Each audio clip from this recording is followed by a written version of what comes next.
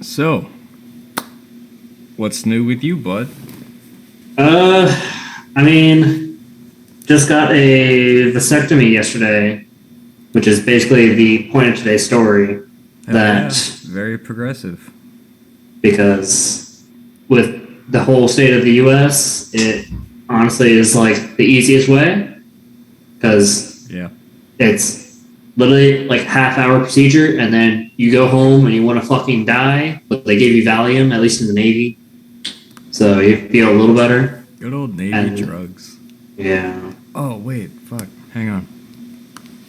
I just realized I completely forgot to put my Twitch link on Facebook. Oh yeah. Yeah, I'm gonna do that, so.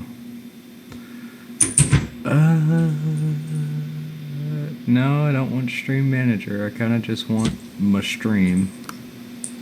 Hide player? No.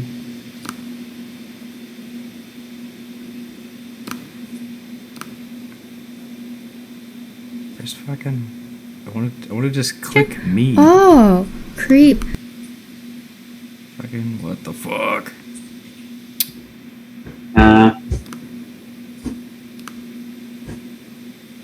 Oh, there we go. Channel.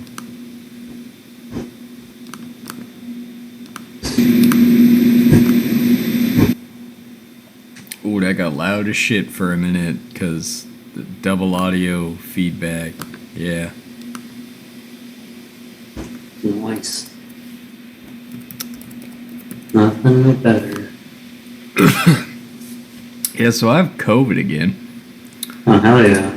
Yeah, I only didn't have it for like 3 days. And now you get I it went to again. work for those 3 days. And I was still coughing really badly. And my vape still... Because COVID fucks with your taste and smell. Yeah. My vape, which is usually banana, and for some reason they're gold now and not yellow. Yeah, it tasted like burnt ketchup. Like if you put a bunch of ketchup on a plate and then microwaved it for like 4 minutes, and the minute you open the microwave, that smell hit you get, that is exactly what this smelled and tasted like. It's back to smelling and tasting like banana, which is why I'm doing it. But yeah, no, it was pretty terrible. I mean, I certainly hope that you're not just vaping burnt ketchup. No, I'm not actually a Nick fiend. You know, I don't need the nicotine. I didn't even. The nicotine needs you. Something has to need me at some point. Uh-huh. Oh, I can see your silver hand tattoo. I never actually. Oh, yeah. I don't think I ever actually saw the finish. Fuck yeah, Yeah. dude. Yeah. It's nice. I haven't been lotioning it, but We've got a city to burn. damn straight. So, With cherry Coke. Way better than cherry Pepsi. Cherry Well, Pepsi can yeah. blow me. well, I mean, you just go with the Dr. Pepper and you get, 23 flavors plus some. Yeah, 23 flavors, all of them cherry. Hey, do you know why Dr. Pepper comes in a bottle? Because it's a lot easier than holding it in your hands. Because his wife died. Okay. I don't understand that one. Think about it for a minute. Think about the words I said really, really particularly. I don't like that. Now I know what you mean. You're gross. Get out of here. Stream canceled. That's it. We're canceling this week. What? No. This week? Dude, it's been like a month since we've done one. We both had shit going on. I've been sick. I've been insanely busy at work. Fucking. I like working at that place because of what it is. You know, it's the Packard Technical Center. It's like the R&D center for like a Fortune 500 company that has turned a profit for 82 consecutive years. However, I fucking hate working at this place because it's like an hour and a half fucking commute. I wake up at 5 in the morning to drive to work, which I hate because I'm not a morning person. That's basically like the Chiefs Within Bank sort of commute. Yeah, Linden to fucking basically Anacortes is horrible. Too far. Yeah. I mean, I at least do stop and get booby coffee from Cute Megan at the Ladybug Espresso place every day because the coffee is really good. I need it to survive my day. I need a ice white on white 32 ounce with 6 shots of espresso. Sounds really bad for your heart. Jesus. Yeah, well, fucking dude, what heart? I've been through too much. That thing's gone. Yeah, I guess. Yeah, also just everyone that works there is like, if you imagined like a prototypical man from 1986. They're Sigma males. They're not even Sigma males. They're the all, Sigma male grind set. Listen, so they're all betas that think they're alphas is what it is. There's so many fragile egos in that shop, and it is just too much for me to deal with. I'm almost happy that I have COVID again, because now I get to miss like another week of work. Like, I don't have to go back to that place. I mean, that's Jesus. And the work's not hard. The work isn't hard at all. It's really simple, easy shit. I mean, we're not like doing advanced diagnostics on some shitty old mud-covered dump truck and why does it not want to start. It's really easy shit, but yeah, people can definitely change everything. How much you like your work. The people it's almost like the military in the regard of the people are very similar, and also the work structure is very similar. I show up and I gotta be there from like start time to 4 p.m. But it's not like a shop trying to turn a profit. Like there's no timeline to get shit done, and like some days I have nothing to do. So like if I'm there all day and I'm not doing anything, I'm still getting paid to just be there and not do anything. But also, I never liked that about the military. I never liked being there all day doing nothing. And I still don't like being here all day doing nothing. Like, I don't like wandering around the shop aimlessly being like, hey, you guys need help with anything? Like, I'm here. What? I don't have anything to do. No. It sounds like they're overemployed just because. Well, I don't know. It's just walk around with a clipboard. You'll feel important and you'll look important. And probably no one will question you. I can't walk around with a clipboard there because people would assume I was an engineer if I had a clipboard there. But also, it's very easy to tell that I'm not an engineer because I'm wearing a mechanic's uniform. Yeah. And usually does help. And there's a rag in my pocket. And I also don't wear safety glasses like I'm supposed to. I just wear my glasses because I'm like, they're polycarbonate. Fuck it, good enough. Yeah, whatever. As long as you have at least one good eye, I guess. Well, I don't do anything that would endanger my eyes there. Like, I'm not messing with any. I have not used a death wheel to cut anything. Anything. We use a torch a little bit, but I mean, you got to put the shield on anyway, and then your arm's length away from the torch, so like you're fine. Yeah, torch isn't gonna be or safety glasses aren't gonna protect you from a torch. No, because they're just gonna melt. Molten metal gives very little fucks about what it's going through. Yeah. But anyway, I've been super busy there. I don't really like working there anymore.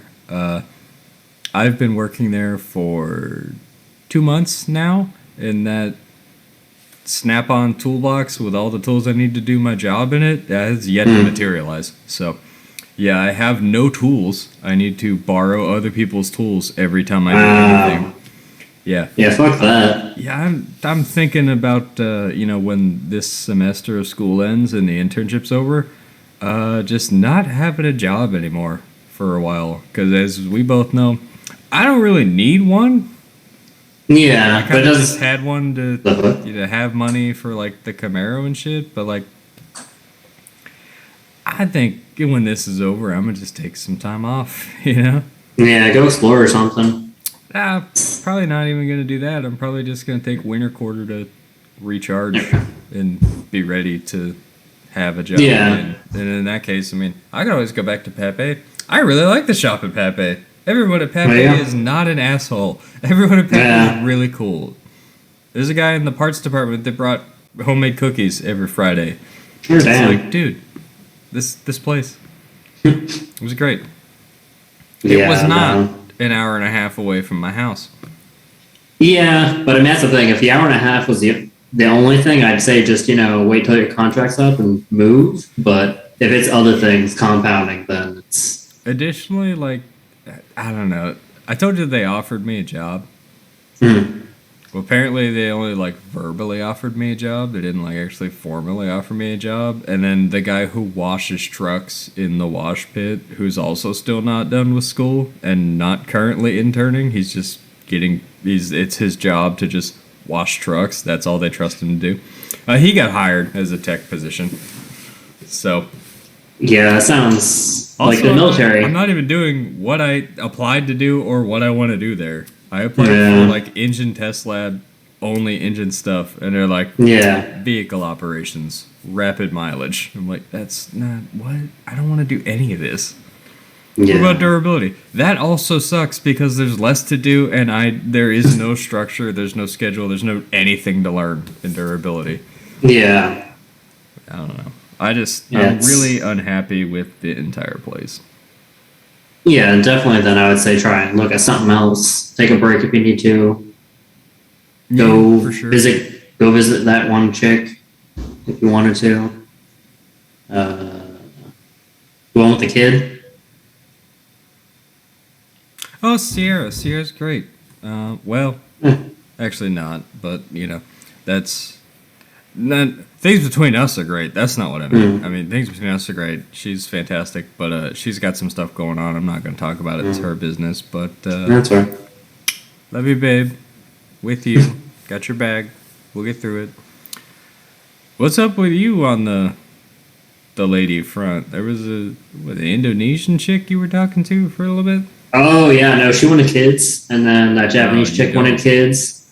Well, clearly, because I got a vasectomy. Yeah, obviously. Yeah, and then...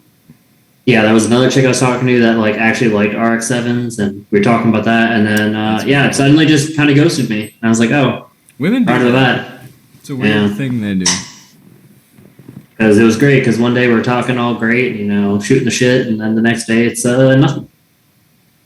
So. Excuse me, I have COVID. Sorry. That's fine. But it is what it is. That does happen, and it is what it is, but it is also unfortunate, because it's like, dude, why? We were getting along, we were good friends, and now you're just like, I can't get a reply out of you. Like... Yeah, that's the thing, because we traded snaps, and then she'll look at my Snapchats, but not reply. So I was just like, okay, cool, good chat, I'm just going to go fuck myself now. And she looked at that and then never replied, and I was like, okay, whatever, fuck it. There is the distinct possibility out there, and I know this sounds really shallow and really shitty, but that some women only talk to dudes or, like, have a Tinder or, like, any kind of, like, a dating site presence to get people to follow, like, their Instagram or their Snapchat. Yeah, but that was the thing. It was like... How long did you talk before she was like, add me on Snapchat? Oh, no, I was like, add me on Snapchat because I fucking hate talking over Tinder. I have a Snapchat, but I don't use it. Maybe it's just because I'm an old man, but like, I don't get it. The only person who sends me Snapchats is Johnson. Johnson sent me one today of some funny shit he screenshotted from LinkedIn. Oh, hell yeah. But I feel bad now because I like pressed Johnson to apply for one of like the software positions there. And it would really suck if I get Johnson also commuting to that place from Everett and then I fucking quit. Yeah. Definitely be honest with them about it. Like, you're going to deal with a lot of basic white people. Because, like, the only place where there are, like, basic, backward, unwoke, very sleep white people, all white dudes in their 40s and or late 30s who are overweight, and I don't talk about that, that's gay, is the shop. It's the mechanics. Yeah. All the engineers, fucking anyone on HR with the younger people, woke, multi-diverse, cultural, Yeah. But the shop is just old white dudes that talk about fishing and hunting and fucking motorcycles, and it's like, Yeah. do you have like anything interesting that you do, or are you just your father's son? Yeah. Yeah. That's. There's one guy there who I thought would be cool. He's younger, just graduated college. He's got like a 74 Firebird or something. And I was like, oh, cool. Like, you do anything with it? Or he's like, no, I just drive it. You have. Why? You have a Firebird, like, you don't plan to race this car at all, or like go fast or anything? You just. Commute? Like, what? I don't know, man. Might as well just get a fucking diecast car at that point. I got one. It's on the shelf back there. I'll probably never have a real one, because as we just saw, fucking, they've been selling for six-figure sums for that was a Pontiac.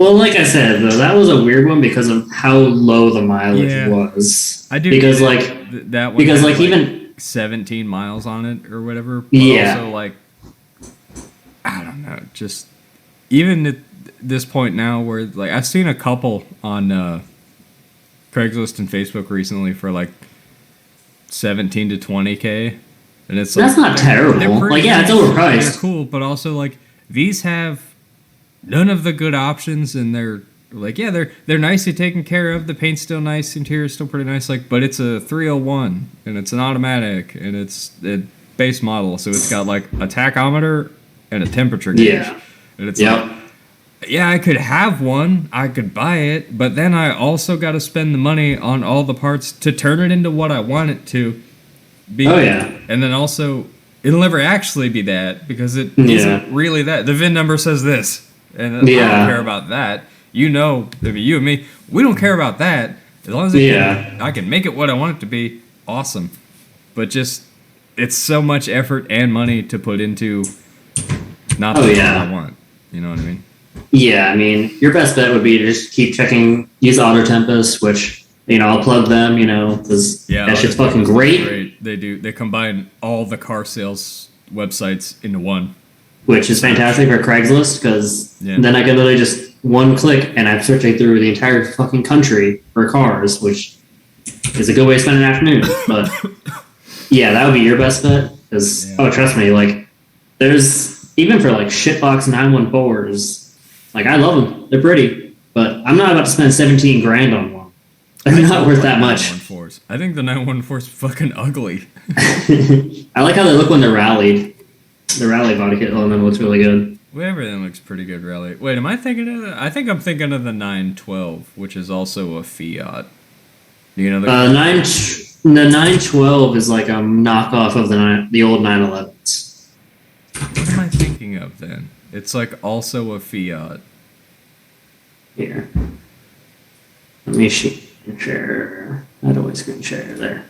Yeah, you can do that. Host is, you disabled screen sharing. I did? What the fuck? Yeah. How do I enable it? I have no idea. Secured? Share screen. It was security, I was right. Look at me figuring out a computer thing, isn't that some shit? There you go. So, yeah, these are the 914s. Yeah, I hate those. That is also a Fiat. Oh yeah, I'm sure. But like, I like how they look when they're rallied, because you get the lights and you do all kinds of crazy shit with them. Yeah. So but I'm not about to pay 17 with like stickers and lights and a bunch of things that make it not possible to see the body lines. It looks really good. I mean, that's basically a lot of those. Ooh. But this is the other thing, because like these RBs, they're fucking terrible. They're making like 255 horsepower, and this one's 60 grand because it has not even 6,000 kilometers. That's like 2,000 miles. I cannot stress this enough to you. Literally, it's the exact opposite of my rant bitching. Find an RX-7 that's really clean and has a good body and all the electrics and shit work and the interior is nice. I don't give a fuck about, like, how unpowerful the engine is or, like, any of that other shit. Like, it doesn't have a wing, it's got ugly wheels, it needs a hood. We can change all that. That's easy. But yeah. Yeah, no, I mean, also, that's the thing. We're going to swap the engine in it anyway, but... Yeah, but I do have to own it for a good 3.5, 4 years. So I would like to, enjoy it. That's why I'm looking at the RS types because they have a lot of the nicer stuff. And the only one up, there's only two up from that, which is the Spirit. And Spirits are beyond expensive because they only made like 1,500 of them. Yeah, that was the we're gonna go slay supercars RX-7. Yeah. That car was overpowered as hell in Gran Turismo 5 and 6. Oh, yeah. And then the only other one is the RZ, which basically is like all of their stuff besides like a little bit of nuances in the Spirit. Has the same rims as the Spirit and a red interior. But the only other thing is like it does the each tire can brake different. Like they upgraded the ABS for better handling. But honestly, even those are really expensive. Like here, let me see if I can find some. Because they're oh great, I can't even there's none. There are no RZs for sale.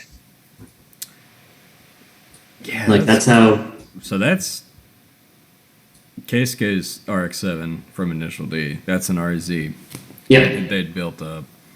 Yeah, because that's the thing. Like, I'm okay with selling with the RS because really the only thing I want on obviously, the ABS would be great. But that's not something I need.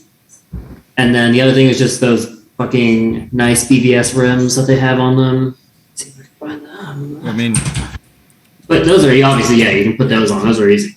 Yeah, BBS has a pretty extensive back catalog of all their wheels too. So like, if you want a set of BBS wheels that they only made in like the early '90s, you can call them and be like, "Hey, I want a set of these," and they'll be like, "Expensive," and you'll be like, "Don't care, make them," and then they will, and they'll send them to you.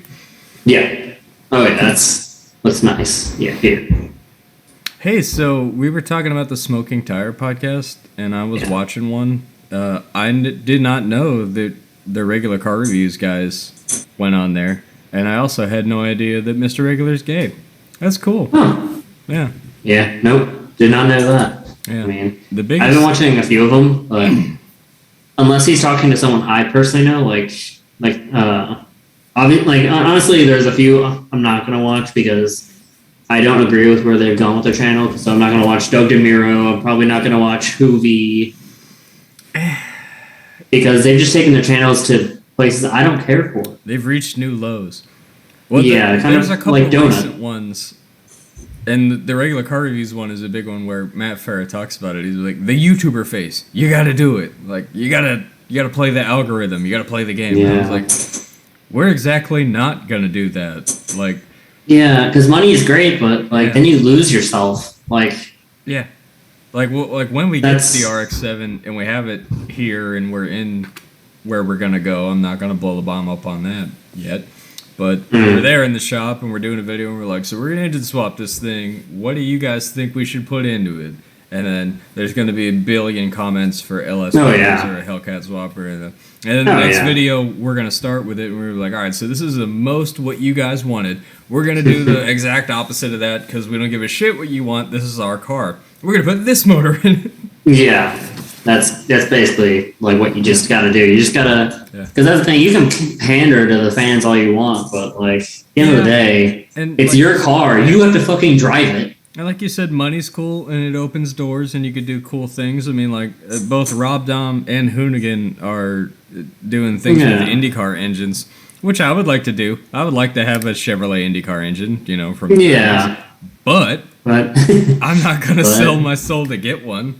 No, it's just not worth it. Because like putting it in a car, it would be incredibly difficult because it. Too long, didn't read, too much to explain. Oh yeah, no, it's too much work. But yeah, here. So like this is the one I've been looking at for that. If I do go with that RX-7, which it's looking more like that. I mean, obviously that 6 hours when I go to Tokyo in literally a month. So I'll get 6 hours of the R32 GTR, which when they changed that over to the R34's RB26 that So that'll be neat. But yeah, if that's really great, then I'll look into that. But the R32s are actually really expensive. Like, really expensive. Like, Yeah, upwards are expensive. Like, upwards of, like, 50 grand. That is the import internet hype tax. So this... Yeah. So the only thing I don't like about that one is the body kit all over it.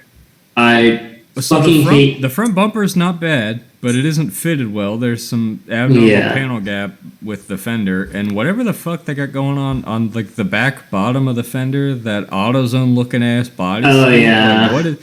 That's not even functional. You just added plastic to your fender to make it bigger. But the rest of the side skirt isn't bad. The spoiler's tasteful. The rear, you know. I mean, I don't like that spoiler. I'd like the 3rd generation FD-RX-7 spoiler. You can always get one of those. It's still fucking got holes for it in the deck that they didn't fill in. Yeah, the splitter, or not the splitter, the fucking... the diffuser on the back isn't too bad either.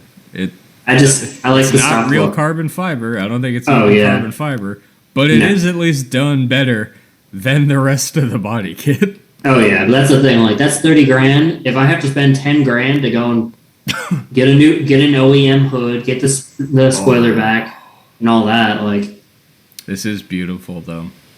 The R32. Yeah, so it's 50 grand. It's gunmetal gray, the most popular color, for obvious reasons. Yeah. It's got everything right. Is that the original stereo in it? It looks like it does. Pretty sure it does. It's got the Japanese automatic toll thing. Keep that in there. Oh yeah. Because that's the thing. The one I sent you has no mileage listed, and that I don't want to buy a car that doesn't have a verified mileage. Like, that's got a nice opening exhaust. Up. So I'd either go with that one or this one. 10 shock absorbers. It probably handles a little bit better than stock. Oh, and they're coilovers, and they look like they're adjustable, but there's surprisingly few interior pictures. Nope, aftermarket head unit. Looks like aftermarket pedals. But the stock gauge cluster and the stock gauges... Yeah. Those 3 gauges. Very important it's got those. Yeah. And is the dash bubbled? Yeah, a little bit. A little bit, but I mean, that's not terrible. Yeah, there's a weird thing about... This meeting will end in 10 minutes. The fuck it will. Shut up. Oh, this is beautiful, but that's a V-spec, and they're going to be... Whew. I mean, it's been listed for a minute. That's the thing. Like, the only problem is I can't verify that it is until I see the VIN, because while it doesn't have the V-spec sticker on the back, that's this is a 30-year-old car. Timer. Like, it has those, it has the V-spec rims that they put on them that I really like on that color. It does not have a V-spec steering wheel, I will say that. Yeah. I mean, the seats look right.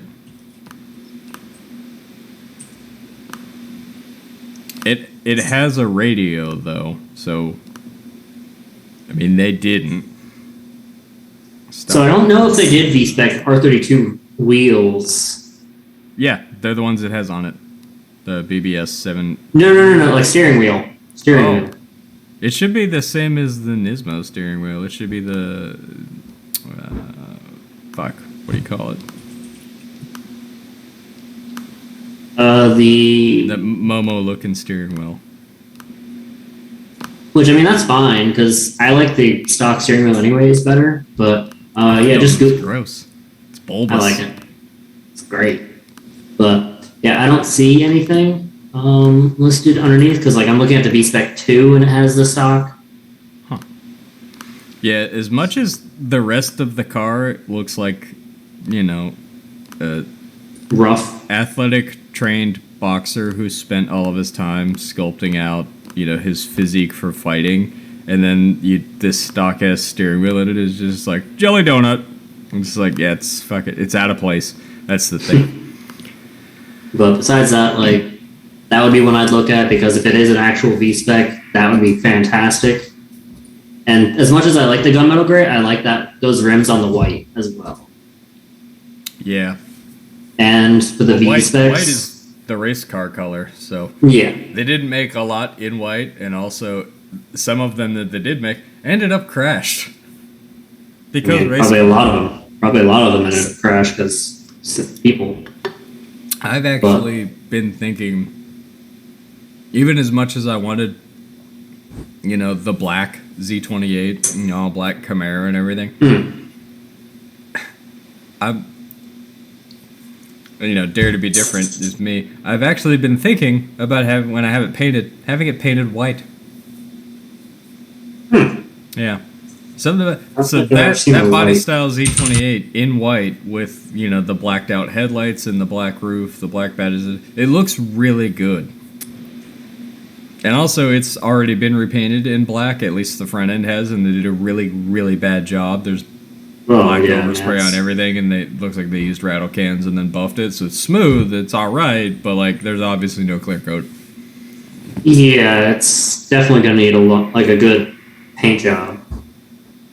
To touch up, sand off what they messed up. And again, it's not a collector piece. They're not particularly valuable right now. It's going to be a drag car. I'm going to race it and also drive it. So, I don't care too much about, I'm going to have Mako paint it, They did a fine job on the Corvette, and I'm sure that in 7 or 8 years, the Corvette will start to fade or, crack or something. But by that time, I don't care. The car's got... 1,100 drag strip passes on it by then. The paint's pretty fucked up anyway from the track. So, I repaint it again. By Mako, for cheap. Yeah, they certainly do. A nice paint, nice cheap paint job. Yeah. But, yeah. I think if you want to go and have, a car, you do the badges for and all that, this would be, the sort of thing. Yeah, this one is very well done. Let me screenshot that. The actual people can see what we're looking at. They can see what I'm looking at, I think. Oh, okay. Yeah, they can see what I'm looking at in OBS. Okay.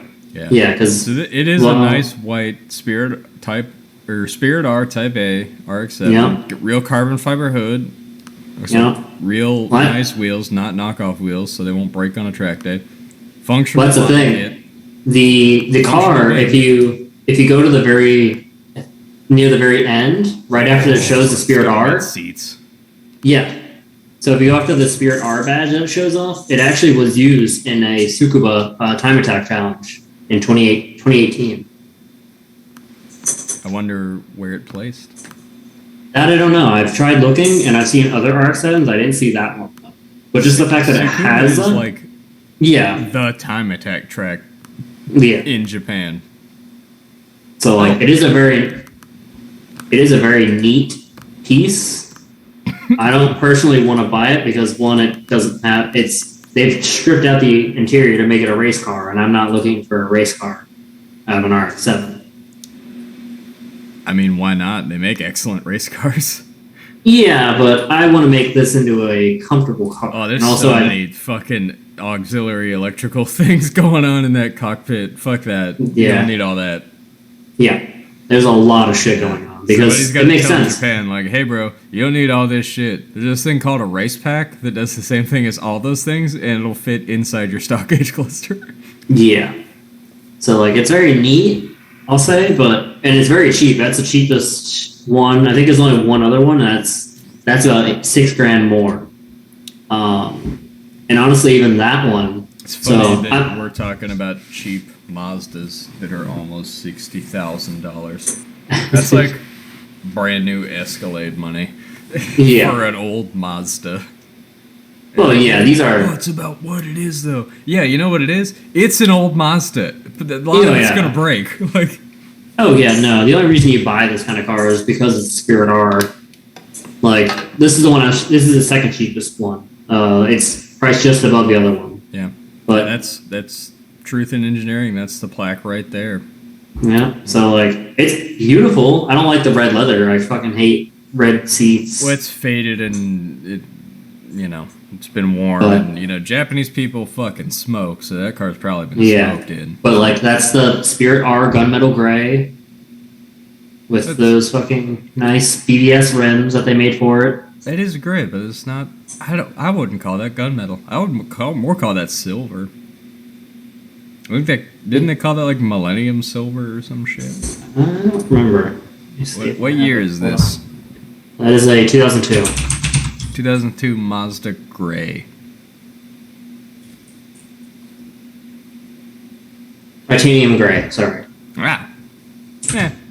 Silver gray, fine line. But then you look at the other one they have, which is the Type A, which is my favorite one. So that's also the titanium gray. It has those BBS rims. Why is the Type A your favorite? Is it the rims and those wheels? No, because all three of them have... It's got the same bride seats as the other one, which I... Negative. No, these are Recaros. These are Recaros, and what makes these different is that green right there you can see, that's carbon fiber. Ooh. So I was going to say, I've seen incredibly similar seats on eBay for $300 a set that don't say Recaro. And I was like, I'll get some for the Camaro. Fuck it. It's going to need seats anyway because, you get to run as fast as I'm going to run, it's going to need 5-point harnesses. Oh, yeah. Stock seats don't accommodate 5-point harnesses. So I need to get seats anyway. And it's actually Corbeau makes really nice red seats, almost like that with brackets specific for 4th gen Camaros, and they fit almost like stock. So I'd still have plenty of headroom, even though I'm not tall. But yeah, headroom, legroom would be good. It would be almost like a stock seat, but it's equipped to take 5-point harnesses. Yeah, damn. There you go. Yeah. That's basically all you want. I know, right? I can do white car. It's not gonna have back seats. I could do the red bucket seats. Oh yeah. Less than 1 minute upgrade to Pro. Can you fuck off? We're not upgrading shit. So before we go and we stop, and then we'll restart. That way we can keep doing this. The main difference is the Type A has these seats, the bucket seats with the carbon fiber. Yeah. The B, real ones, not eBay plastic ones.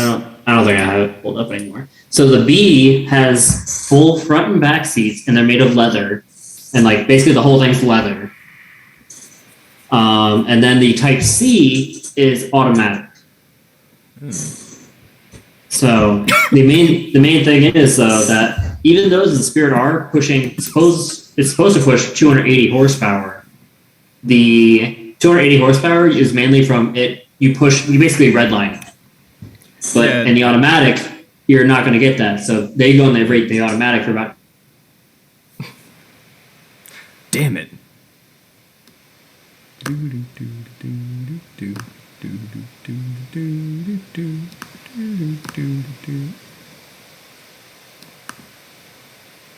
Shut up, fucking laptop fan. Hey, I'm gonna grab a drink because I'm coughing a lot. I'll be back in 1 second because the fridge is right there. That's fine. You gotta go and do screen sharing again at some point. No.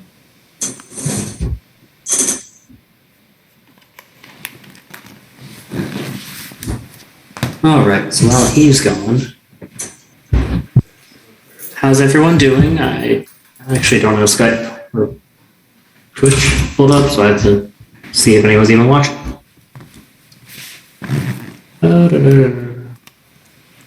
My noisy fart noise couch.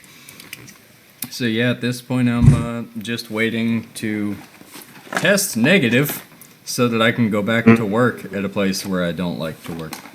Well, yeah, that's fine. It happens. Anyway, what I was gonna say before we were so rudely interrupted by Zoom, fuck you, Zoom.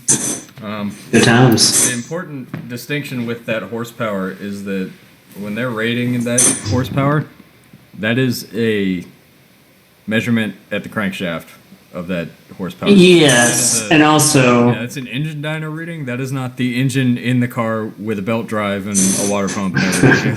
That's the engine with an electric water pump running, on a dyno with no accessories. Also,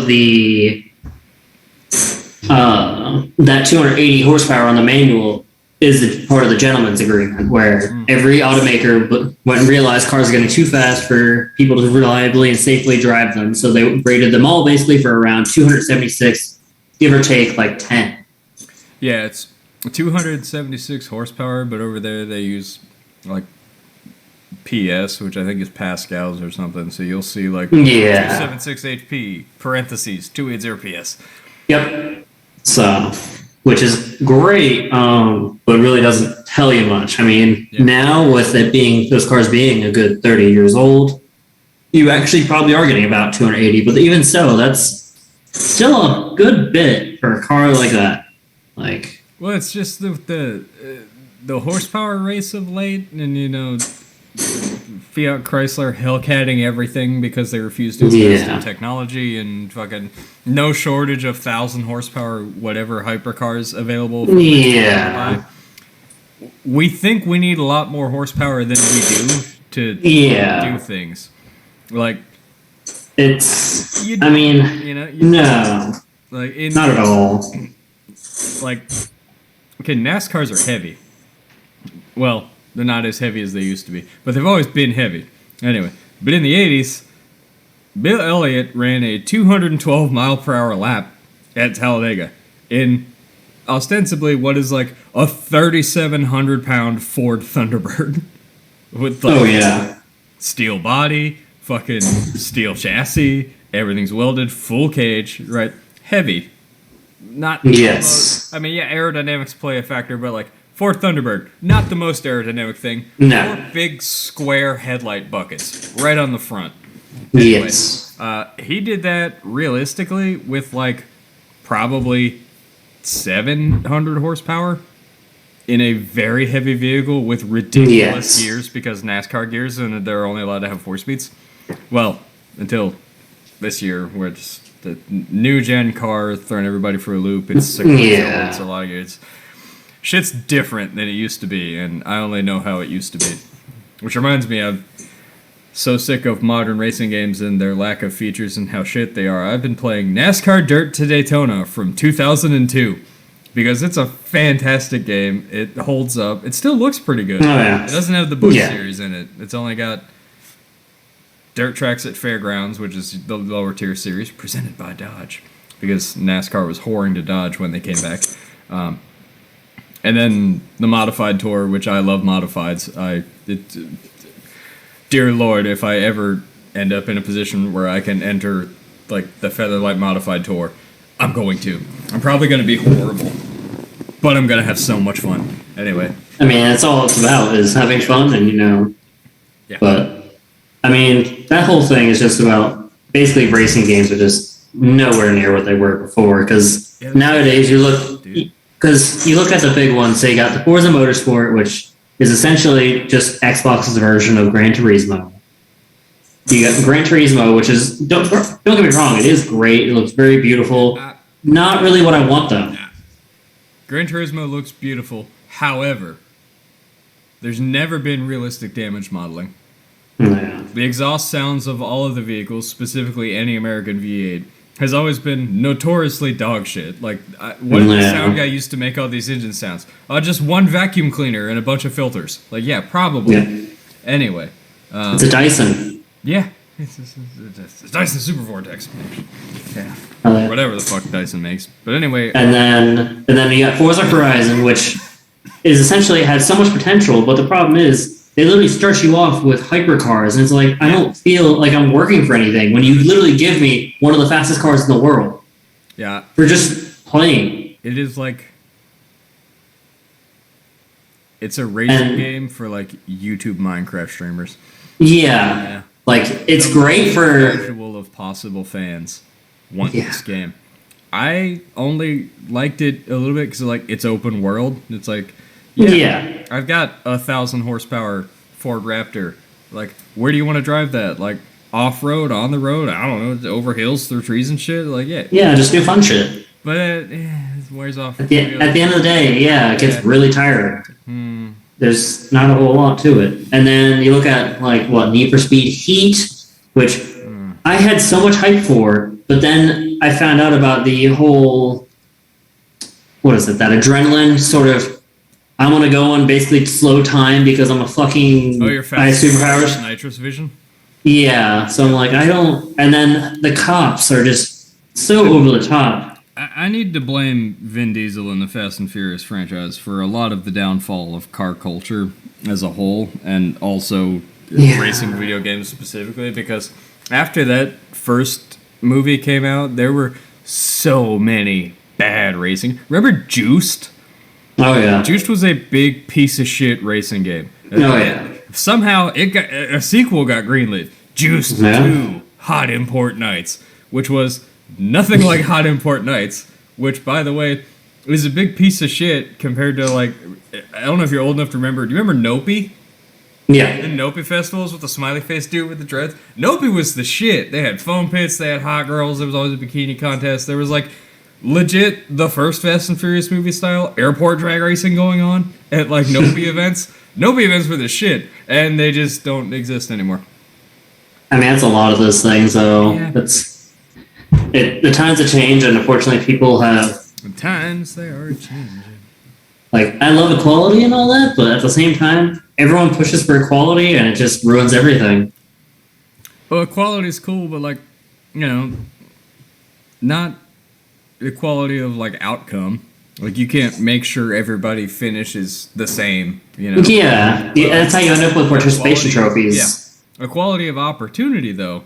Hey, everyone can come, and, you know, whoever built the best car and is the best driver will win. Yeah. But, yeah, no, you had those, you had... Oh, God. I can't think of the name of it right now. Pull that shit up, Jamie. So let's see. Yeah, you had Juice. You had a few of those midnight clubs, which were, I don't know. Couldn't get into them. In the moment, at the time. Yeah, it was great. Right, because it was Rockstar Games, and you know they were kind of different and out there, and you know a lot of conservative white people didn't like them because of the Grand Theft Auto games, so it made it cool to be a kid and like Rockstar Games and play their games. Yeah. But looking back, you know, the company they've become, I guess they were kind of always gonna become coming from those roots. I mean, they're just no innovation, no creation, just money. I mean, you have an entire generation of Grand Theft Auto games built with the exact same engine and resources, and it's like, oh yeah, they really never did innovate or anything. No, and especially not in the last decade. Yeah. Where they're still milking the same thing. But LA Noire was cool, and it was different, and it, you know. But yeah, you looked at, because back in, if you look at the 2000 or the PS2 era, where you had Ford Racing Off-Road. Yeah. Oh, there was a really shitty racing game I had that I played the fuck out of. There's your Juice. Ford versus Chevy. Okay, yep, sounds about right. NASCAR 08, that's like the worst NASCAR game ever. Tokyo Extreme Racer, which is an arcade game very similar to Ridge Racer. Yeah. So we talked about Forza and the open world thing. Test Drive Unlimited did open world racing across multiple terrains way before Microsoft ever envisioned Forza. Oh yeah. I mean, you had that. You also had that was the game I was thinking of, The Crew, which got a sequel. Motorcycles, Race to the Rally. Yeah, that's why I got a 33.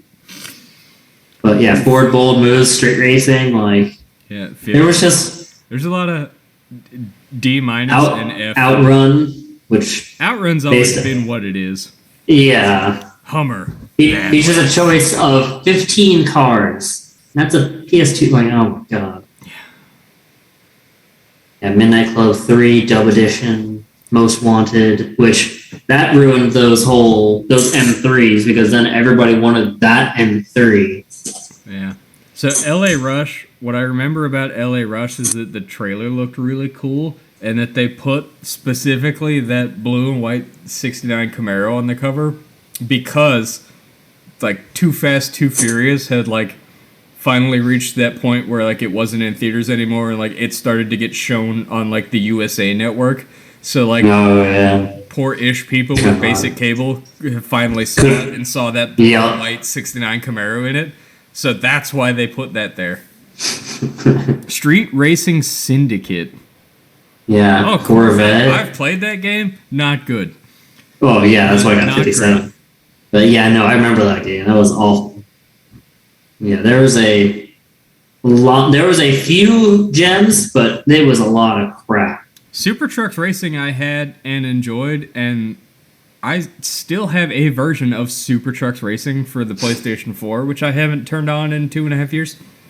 Yeah, NASCAR Thunder 2004. I have that game as well. It's a real toss-up between, is that the best career mode, or is Dirt to Daytona the best career mode? Oh, wow.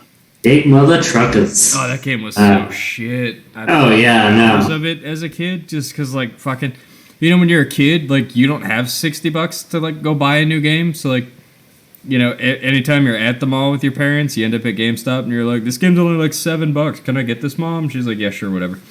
And just to kind of shut you up. You play your $7 Big Mother Truckers for, like, a week and a half, and then you're like, why the fuck am I doing this to myself? And it's like, what am I going to do? Go outside? No. Yeah, that was bad. Oh, God. NASCAR Thunder 03 that had Dale Jr. on the cover, that cursed him, actually, because the next year was his very best shot at winning a championship ever. I mean, following the late fall Talladega race, he had the points lead, like, by quite a bit. Test Drive, that game was pretty okay for a PS2. Yeah. That was the one I would definitely take. The loading screens, it would let you play Pong. Jesus, I don't remember that. In the loading screens while it loaded whatever it was doing next. Wow, there you go. 18-wheeler? Get behind a 60-foot 20. Wow. That doesn't sound longer than that and heavier than that now. Oh, wow, I never knew that. A driven fucking video game? Yeah, no wonder. They made a driven video game for the PlayStation 2. I have to find an ISO of this and emulate the driven video game. Yeah, that sounds absolutely terrible. So, listen, specifically from that era of kart, which is what those cars were, even though in the movie they were pretending that they were Formula One cars, which really they were Indy cars that weren't Indy cars because Indy Racing League and kart split in the 80s and there were two series, and those were kart cars. Championship auto racing teams. But there are, like, no kart games from that time except for that one right there, Kart Fury Championship Racing. It was not good. It earned that 58.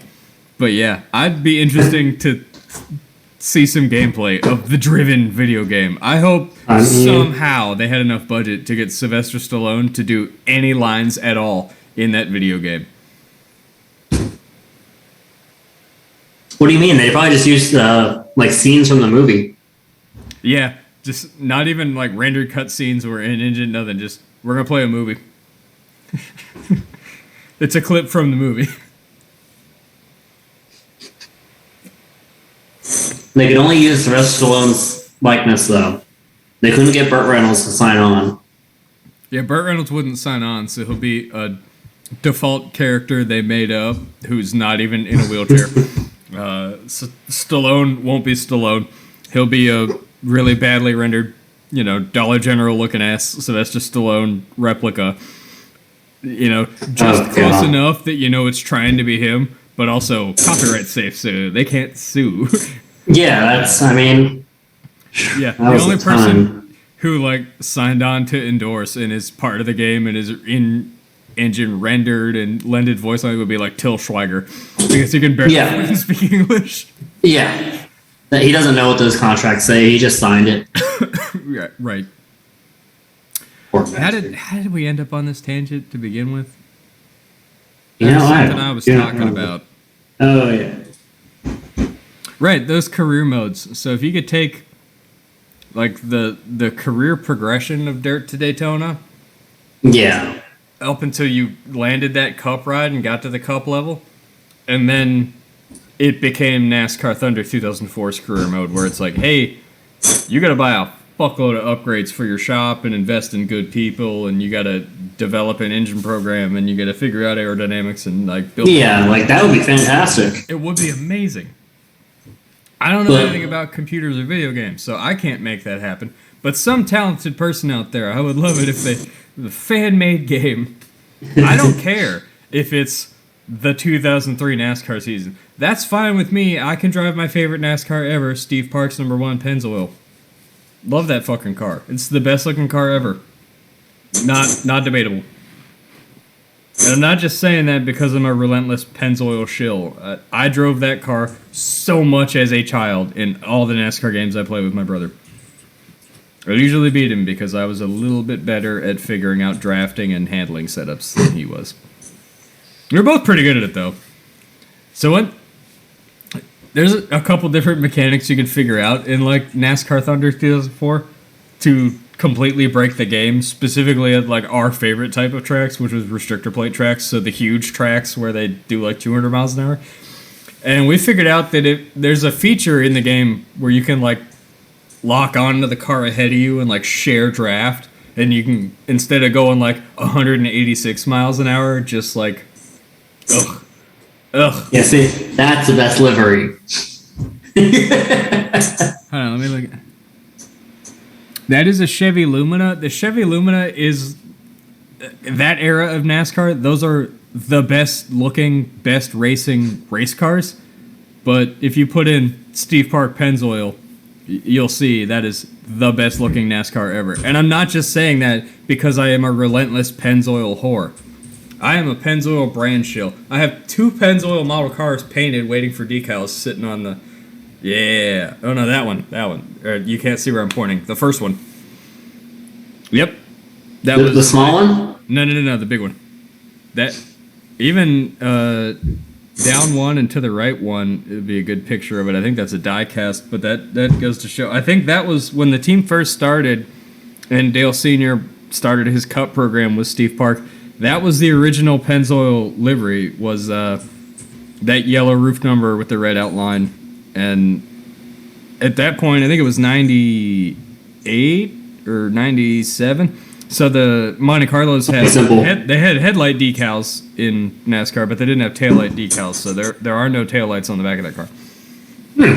Yeah, but that is the best looking NASCAR. And again, I don't even care if it's old shit. Like, I would prefer it to be old shit because the old drivers in the early 2000s who were, veterans in the season by then, and some of the rookies even coming up then who are old guys now, had personality and character, and they didn't care about smiling for the cameras and saying all the right things and being a Jimmy Johnson clone. It was...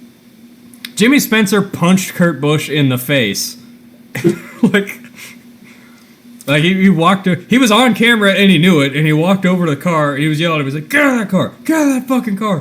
And he didn't get out. Yeah. He was taking his helmet off and shit, but he wasn't going to get out of the car because he was afraid of Jimmy Spencer. And he just went, BAM! And knocked him right in the fucking nose.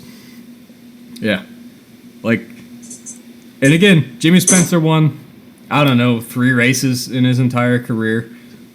One of them for Junior Johnson. I think one of them for Chip Ganassi.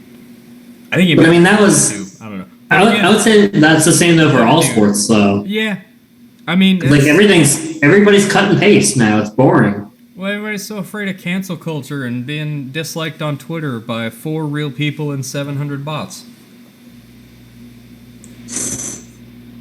Man, I agree with Dave Chappelle. I don't give a fuck because Twitter's not a real place. Yeah. Well, I would say it was like the downfall was definitely been like the last 20 years, but I would say probably that whole Colin Kaepernick or whatever. Like, dude took a knee and I was like, okay. Yeah, he took a knee. Like, that's the way he probably could have protested something. Yeah, like, and then everyone shit on him for it. I was like, really? That's where you're like, that's where you're fucking shitting on him for that. So he had always made clear, he's like, look, it wasn't even like that he kneel, because he wouldn't stand for the national anthem for like a whole season before that. He would just sit on the bench or like sit on a chair. Like, he wouldn't stand up for it. And then nobody paid any attention to it while he was doing it. He was always doing it to protest like police brutality and crimes against minorities, which we have a systemic oppression of minorities in this country, and anyone who says otherwise is a bootlicker. Is probably white. Yeah. Almost exclusively, they're going to be white and a conservative, and they're going to be like, "Orange is my president." Anyway, which that whole thing's funny because of what just happened. Oh yeah, the Mar-a-Lago raid. But anyway, before we get to that, we're gonna finish what we were talking about. Anyway, finally, a reporter asked him one day, like, "Hey, why don't you ever stand up for the national anthem?" And he explained it, and she's like, "Oh, that's kind of disrespectful. You could come up with like a better way to protest that peacefully. Maybe something that would like get you more notice." So he's like, "Yeah, I probably could actually." And he came up with taking the knee, which is fine. Do you take a knee when a player gets hurt and they're injury time out and everything, you know? And it reminds me of a really funny Patrice O'Neal story that I'll tell after we're done with this rambling. I'm going to put a pin in that and hopefully not forget it. But yeah, and then, you know, one or two wrong people were watching ESPN one day and saw fucking, I don't know, Skip Bayless's country fried ass talking about whatever. And I say country fried ass not because he's country, because he looks like he's been dropped into a deep fryer for a little too long. And yeah, and then, you know, conservatives got up in arms and Fox News decided to be like, he says he hates the troops. Like, that's not anything about it. It was never or the flag. But they're like, we're a platform, we're changing the narrative, this is what we say it's about now, not you anymore. Oh yeah, I mean that's why you just don't ever watch the news, because it just pushes at what their agenda is. Cable in like 11 years, and I'm totally fine never watching TV again. The only time I watch TV is when I watch NASCAR races and basketball games on YouTube TV. Yeah, and even then, it's not network TV. Yeah, it's YouTube TV. They're playing Google Analytics ads. They're not playing CBS's ads that they got the money for. Like, no. Yeah, no. Basically, the only people that actually watch it are on one side of the political and above a certain age, where in their time, news would just go and put out the news of the day, you know, in a actual way. It's like that but now Anchorman, where he's like, wait, guys, we could just make it up. We could just make up the news, and then they all decide they can. That's basically how it goes. It's whatever, you know, gets people to go and be, like, watch your channel. So feelings are powerful, and anger is probably the most powerful one. And there's a lot of evil people behind the shadows trying to weaponize anger and emotion to suit their ends. Yeah, that's why I'm over here. Nope, don't watch the news because I'm much happier. Yeah. The only flag we're ever going to fly outside of the warehouse is probably my big pirate flag that I'm looking at right now, because it's hanging up on that wall. And I don't know, maybe like a gay pride flag or like the BLM flag or something. Yeah, something like that. You know, supportive of other people, but not putting other people down, because... Oh, dude, meme flags. We would fly meme flags for sure. Also, like inside the shop, they were definitely... Some dick butt. Oh, yeah, dude, dick butt flag? That'd be on the pole. We're going to have a flagpole. I hope you know that. Like, the warehouse project is going to be what it is. It's going to be sort of Hoonigan-like in that there's this compound where we all work, but also, like, we live there. But it's not going to be like a graffitied, shitty Long Beach warehouse like theirs. I'm going to try to make it look as close to, like, the facilities of, like, a 1990s NASCAR Cup team as I can. Like, if you Google images like Robert Yates Racing, or no, that's not a good one because their building's ugly. I don't know. Google 1990s Cup team photos. Or, I don't know. Anything where you can get a good picture of, like, the facility with the hauler out front. And nope, not what I meant. How about 1990s NASCAR? Because when you put in Cup, I think you get some soccer shit. That is exactly what you get.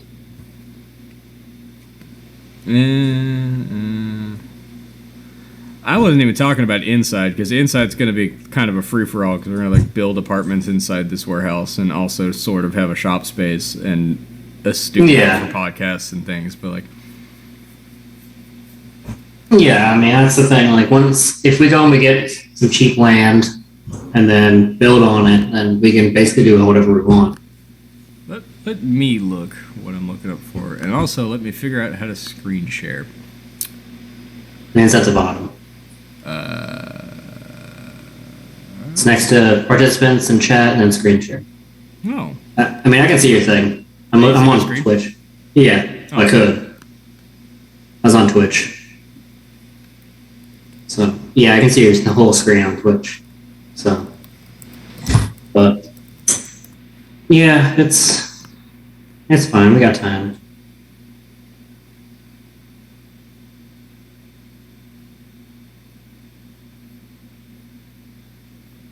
Oh, fuck it. I'll just put in fucking...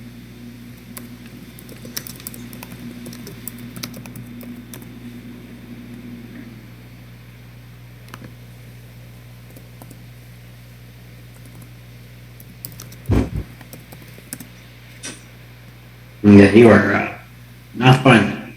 God damn it. I just fucking... There's a girl dude on YouTube who I watch because, number one, his girlfriend's really hot, and also he builds cool stuff and he loves old NASCAR, called Stapleton42. And he did, like, a whole tour of, like, old race shops and shit.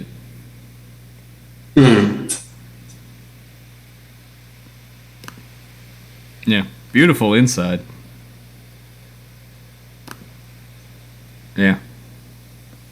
Yeah, I mean, that's the kind of, yeah, something like that. That's going to be our production line of our replica cars that people want to buy. I think that's the Wood Brothers there. Yeah. Yeah, I mean, that's the thing. We could definitely buy some prefab sort of warehouses that just get them to line up like one after the other on a long strip.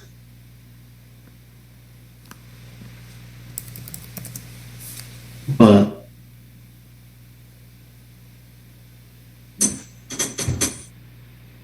pictures of the outside, damn it. Oh, fuck it. Let's just go with the most impressive race shop that ever existed.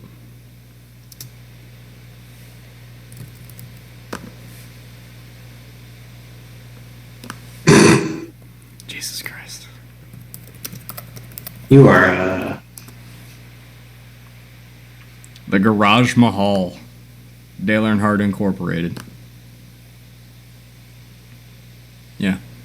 Big, beautiful building.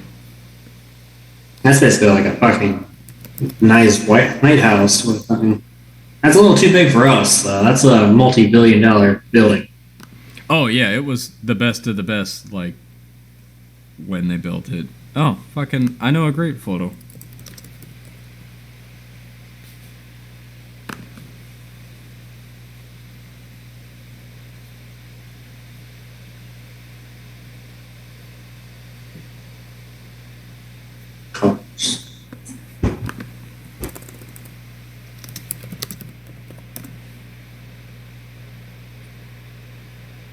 There's a great photo of him, yeah, in front of the race shop, which has this nice facade and everything, and it looks pretty. It's a stone building and all that, but inside, like, it's just a shop.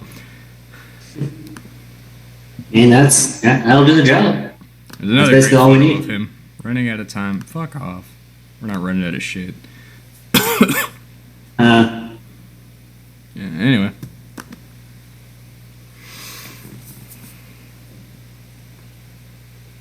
Why is it doing this time limit shit? Because it didn't do this the last time we talked for like 2.5 hours the last time we did one of these, and it at no point warned us about a time limit. I don't think we used Zoom. What did we use before? Was it Skype? No, it was Zoom. It was definitely Zoom because I remember this. Like, if you pull up our old, or like the last video we did, where we did one of these, like Story Time with Dirks, it's you and me, and it's this exactly. Although I think I was over here and you were over there. Oh, what?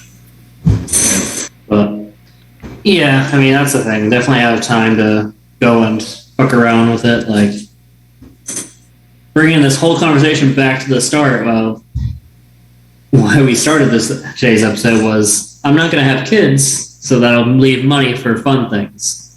I'm probably not going to have kids either. It's something... It's not that I'm opposed to having kids. I would have kids. It's just I don't think I'll ever meet someone who I trust enough to raise a human being that's half me. That's totally fair. Isn't working, you know? Yeah.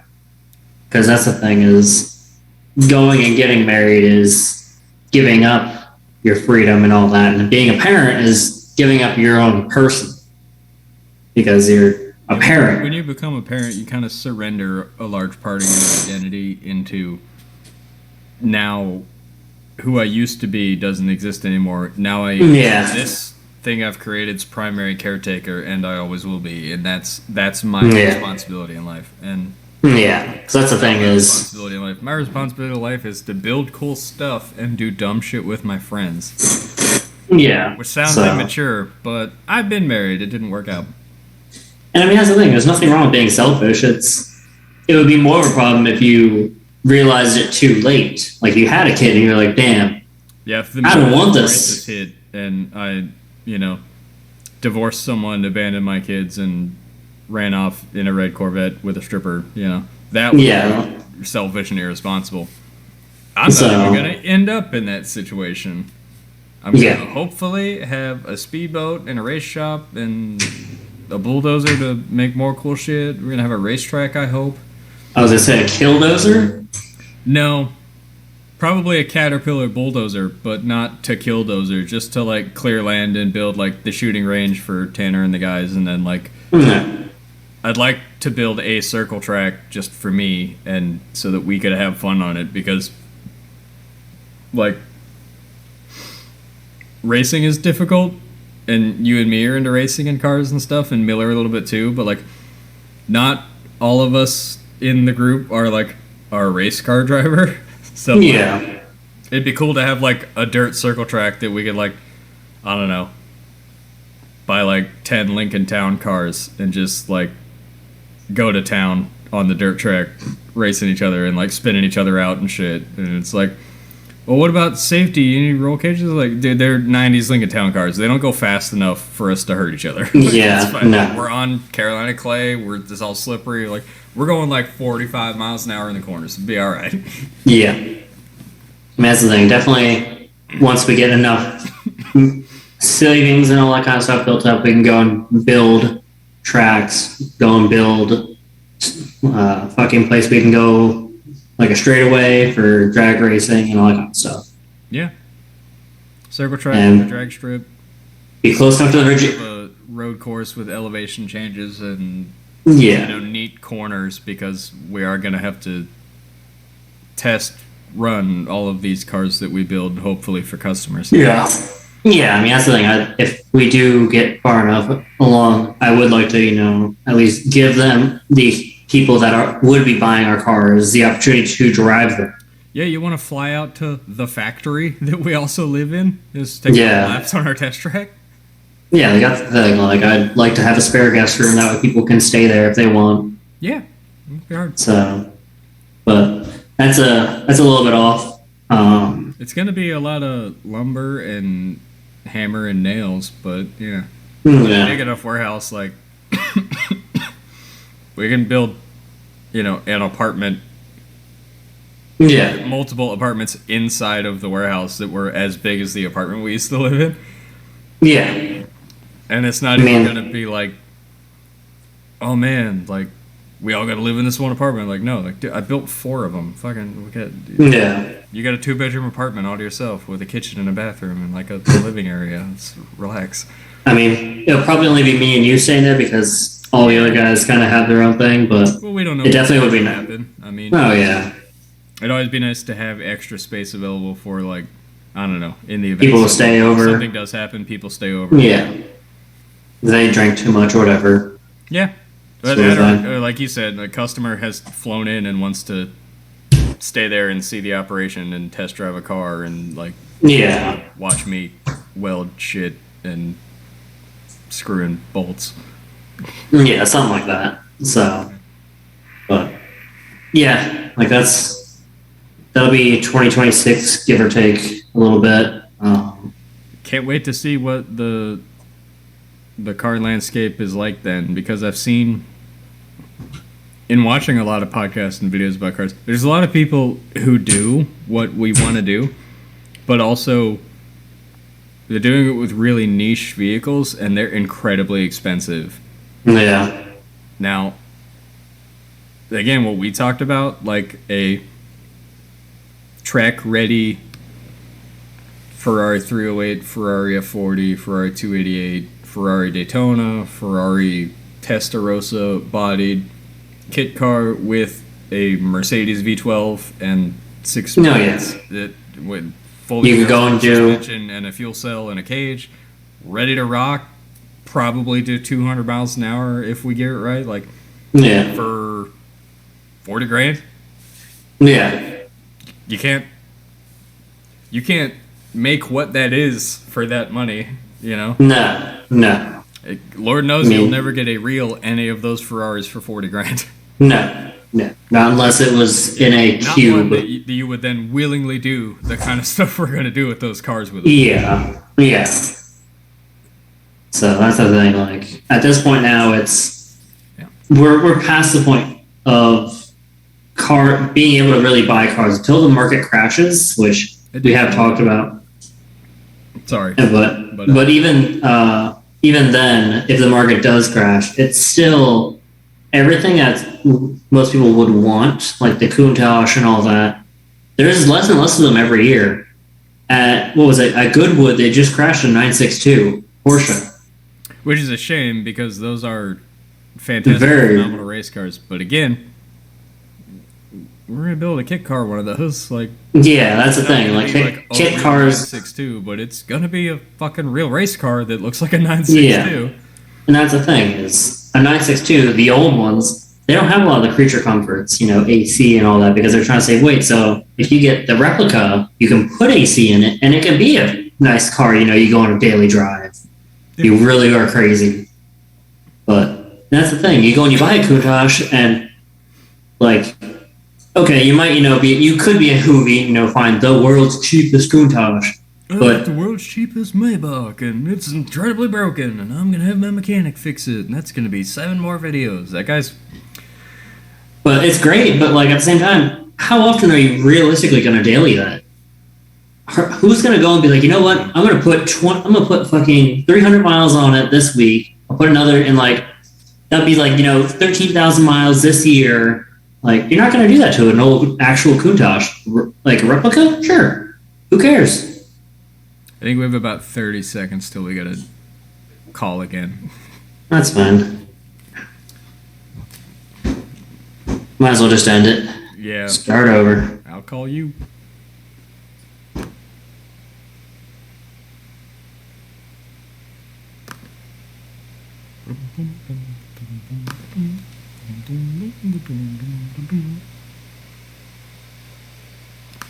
The hell? Oh. Alright. But yeah, that's the thing is it's great to, have an original, but at the same time, most of the people with originals don't drive them. They go and they have them in their little warehouse because they're so fucking rich, and it's great. Like, it's cool. I love looking at those kind of things. I keep it stored in my hangar under a cupboard. I have a man come maintain it. Yeah, like, he rotates the tires and shit. Like, that's great. When was the last time I've never driven it. Like, when's the last time you looked at it? Yeah. When you have that many cars, you're not even looking at them. You might as well just have a fucking diecast. Like, that's great. Really expensive, high-quality Japanese diecast models. Like 18 scale. Yeah. $700 Ferrari Testarossa. Yeah, like, so that's the thing. It's just dumb. And nowadays, with cars going as they are, like, oh, we're going to go and we're going to make the world's coolest car. We're going to make 25 of them. Oh, yeah. To even buy them, to even pre-order them, you have to know me personally, like me, the CEO personally. We have to be on a first-name basis. It's like, that's fucking great. You have to have bought 7 previous fries in the past 15 years. Yeah, never done anything to piss us off because, like, that's how Dead Mouse had to sell his. Criticize the car or personalize it in any way. Yeah, so it's like, that's great, man. You made better cars back when, you actually used a manual transmission. Yeah, before Enzo died. Yeah. So, like, it's great. I love the 812 Superfast. I don't like the way it looks. I love the engine. Like, it's a nice V12. That's great. It's 800 horsepower. I don't fucking need that. Yeah, Ferrari has some really, like, beautiful cars now, and they look great, they sound great. I'm sure they perform phenomenally, and you could daily drive them. But also, when are you ever going to use all of that car, except for on a racetrack? And even then, the people who buy those cars do not take them to racetracks. No. What's the thing? They wouldn't, because it's here. Do the screen share thing again. Oh yeah, shit. So that's the thing, is a lot of them you ain't even allowed to take them to fucking racetrack. Yeah. So we won't let you. And then the flip side of that same coin, you can buy this car, but we're only going to let you drive it on a racetrack. Yeah, is you don't own the car. We will ship it wherever you want, but when you're done driving at the track, we take it back. And it's like, that's fucking retarded. This is my car. That's not very pretty. That looks vaguely like an Aston Martin. Yes, that's what I mean. Ferrari should be doing. I can see what that's why I don't. They were going for Daytona, but they didn't arrive at Daytona. These cars look dumb and like shit now. Like, yeah, that's the thing. I don't like where they've gone. They've gone like, there was a podcast that talked about it where the car makers basically in like the 80s or 90s or whatever went and they talked about it, like, what do you like in this car? And it was basically a unanimous, we like the car to look aggressive. And we've hit that point now where everything just is aggressive for no reason. And it's like, that just looks stupid. I'm sorry. I don't like that. Yeah, we're going to be different than like other guys who build race cars. Like, we're not sitting here making vintage 911s, but like, you know who we are like? We're like really old Mosler. Remember the Consulier GT? Oh, yeah. That wasn't I would say like a pretty or expensive or like extravagant race car, but also that was a very effective race car. Yes. Those things were quick. Like, I would even say like race car, like RCR, race car replicas, because they go and they do great replicas. They do the whole chassis, they do everything. Yeah, man, that's great. Hey, I need like the chassis and the body from you guys, and that's pretty much it. What about the? Yeah, and that's. Now I'm gonna make my own. Why? Yeah, and that's the thing. I want to drive a 70s Le Mans car. I want to drive a modern car-ish, a modern enough car, you know, with like some late 80s, early 90s creature comforts. And like, that's the thing. You can go and do that. They literally sell 962. Like, and it's like 40, 50 grand. Like, that's fantastic. I'll take it. Because they're like scale to scale. Like, yeah. It will basically be that. It's just they won't have the VIN. And you know what? That's fucking great. Don't have VINs either. They just got chassis numbers. Which, well, yeah. I mean, the street legal ones should have that. Our chassis, you know, I'm sure RCR stamps their chassis, so we won't stamp our chassis because it's their chassis that we're using for that. But also, like, you know, we'll put our mark on it, and it's like, well, what are you going to use to power it? How are you going to get 962 performance? Like, dude, a stock GT2 RS came second in Pikes Peak this year. Like, turns out, regular Porsche motor, pretty good. Yeah. Oh, yeah. And that's the thing. It doesn't need to have a GT2 RS motor, like pushing 600 horsepower. Yeah, as long as it's set up right and you're driving it well, like, probably be fine. You know? Who's going to go and, get to use 600 horsepower on the road? Like, this is a car I want to take on the road. Yeah. And if I can only get through second gear and it has 6 gears, I might as well just make it a 2-speed car. Yeah, we're going to build like 5 or 6 prototype style, like Le Mans IMSA, like race cars, and then we're going to road trip them across the country. That's an endurance test. We're going to cannonball them. We're not going to run on a track for 24 hours. We're going to drive them from fucking New York to Los Angeles. Oh, yeah. That's the thing. That's why you... To prove that we can. Also, it's probably a lot of fun. I like road trips. Who doesn't want to do a road trip in a race car? Oh, yeah. I mean, I'll tell you after... With lumbar support, you know?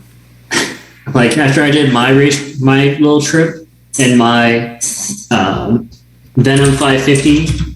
Your Hennessy Viper that you had, you road tripped it through multiple states. That looks like your car. Yeah, basically is. Your car. Yeah, because to everyone watching, I had for about two or so months, I had a Hennessy Venom 550, which is a first-gen Viper without, ABS, traction control, any of that shit, airbags, tuned up to 550 horsepower. Yeah, no functional AC, windows that don't roll down. You need like hell. It's loud. It did have AC, but that was about the only thing that really worked because you needed it because your feet were cooking with that with that side exhaust there, like. So funny story. After you left and I had to move that into my garage from the apartment where I was sitting, I didn't know the AC worked. So me and Will brought it all the way up here, just suffering. We didn't know the AC worked. I'm pretty sure I told the guy that bought the car when I sold it for you that the AC didn't work because I never knew that it worked. Yeah.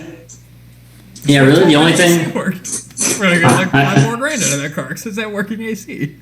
I mean, yeah, I figured you would have tried it. Yeah, the only thing that didn't work in it was the radio and the headlights because whoever went and did all the wiring went and did it wrong, so it melted. It's a weird wiring mess. But you road tripped a Hennessy Viper from Colorado Springs back to Vegas, to Seattle.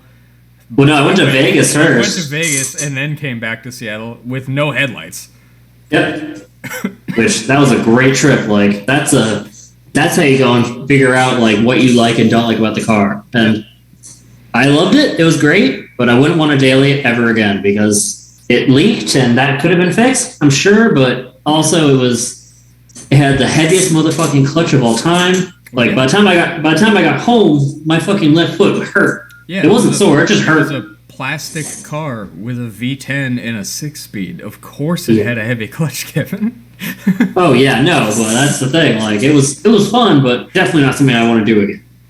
Yeah, that first generation Dodge Viper is like a 1990s take on a pre-war Grand Prix car because it was just a big engine with side pipes and a transmission. Oh yeah, you know, it wasn't built to be comfortable. It was built to run a kind of event like that, but also it was built with 90s technology, so it wasn't like a sheet metal or aluminum body and a steel frame. It was mostly plastic because Chrysler, and it had some stuff. Oh yeah, and it had a fuel injected V10. It didn't have 10 fucking carburetors like an old Bugatti. Yeah, like plastic rattled. It sure basically did. Yeah. You know, the fucking e-brake was fucking massive and just in the way. I never used it, so I don't even know if it worked. I do know that in an attempt to unfuck the wiring, I did unhook all of the stereo equipment and unwire all of that shit, the radar detector and everything. I unwired all that and removed it and left it all in the trunk. The guy who bought it, I told him, I was like, yeah, all that shit was hooked up. It's not hooked up anymore. You can hook it all back up if you really want like a period piece, you know, to like look right, but if not, you can throw that shit away because none of it's any good anymore. Oh yeah, no.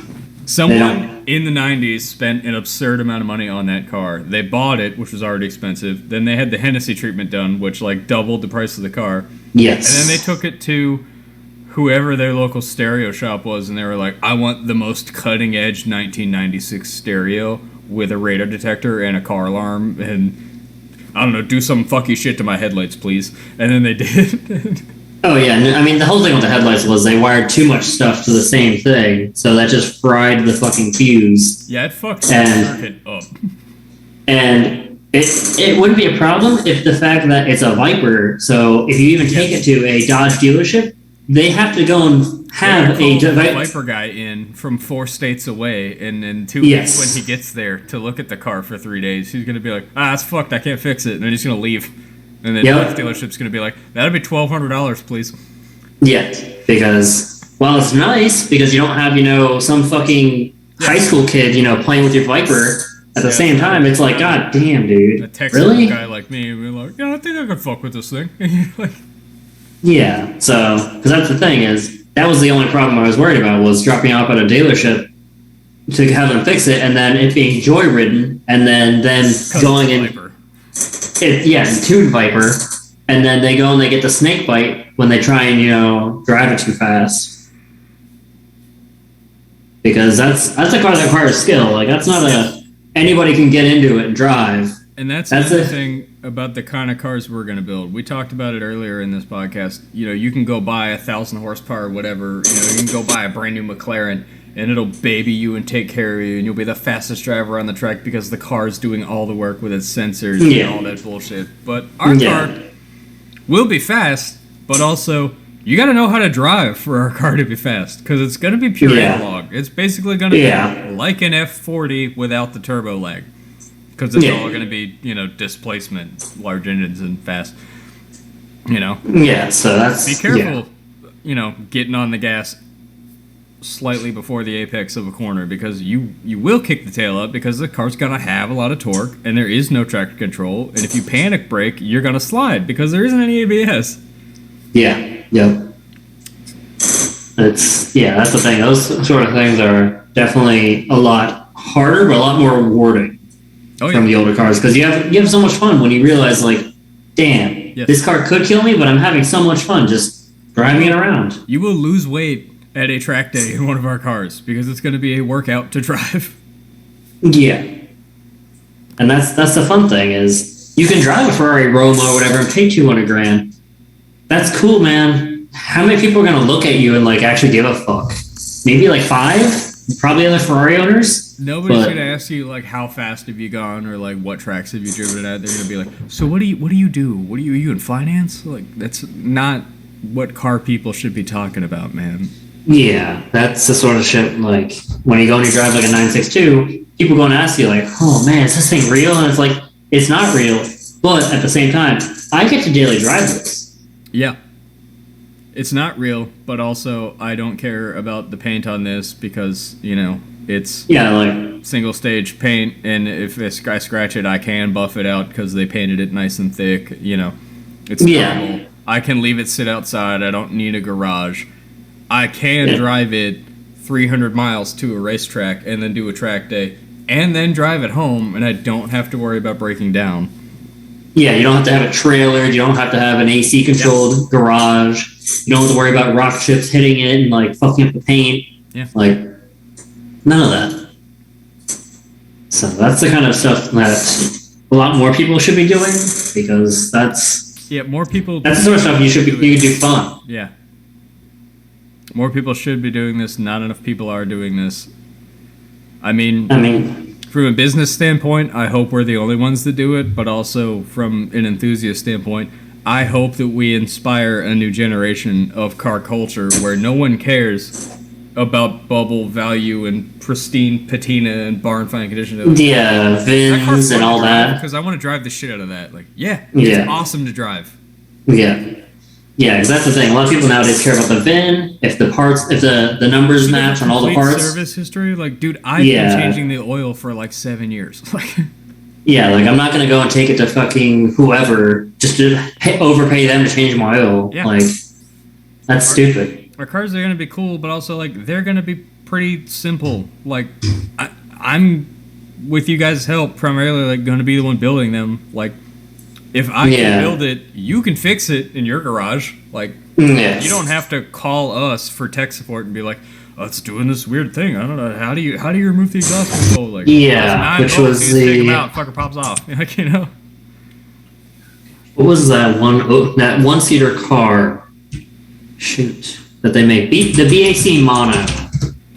Yeah, it's not. We're not gonna build because that was that. Because that's because not even that, just from their business point, because the parts that they use aren't like their own. They go and they source them, but when someone goes and tries to source them, they'll go and block it.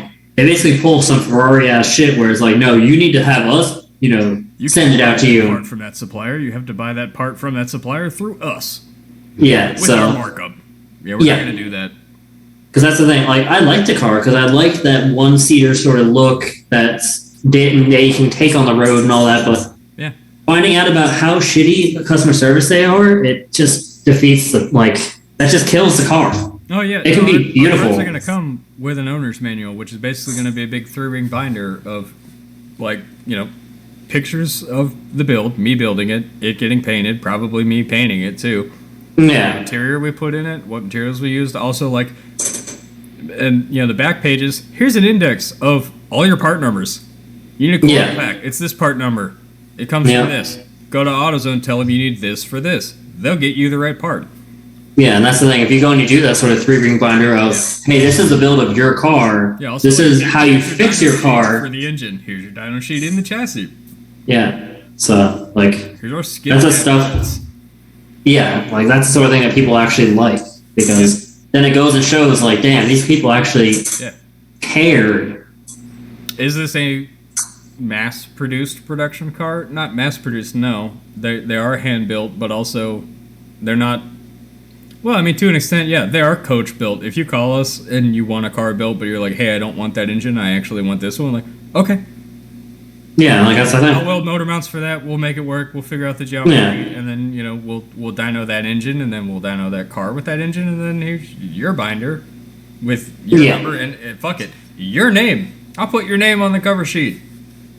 Yeah. For John Doe, who wanted a fucking Testarossa-bodied Fiero with a V12 and a 6-speed and racing suspension and brakes and creature comforts.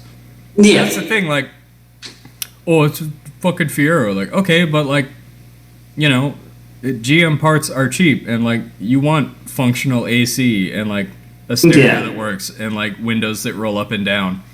And, you want, like, you don't want to have to spend, like, $1,100 on, like, a power seat motor if it goes out. Yeah, oh yeah, that's the thing, because if you built all these off like a BMW, like that would just be a shit show. BMW partners with BMW parts control and sourcing, like, no, dude, 11 different third-party companies make all of the parts I plan to use. The rarest part of like the cars we're going to build is probably going to be like the Mercedes V12s that we're going to rebuild. Yeah. It's like they're a Mercedes V12, but also they're an old, mass-produced, unload, very cheap Mercedes V12. Yeah. But they're also a really good V12.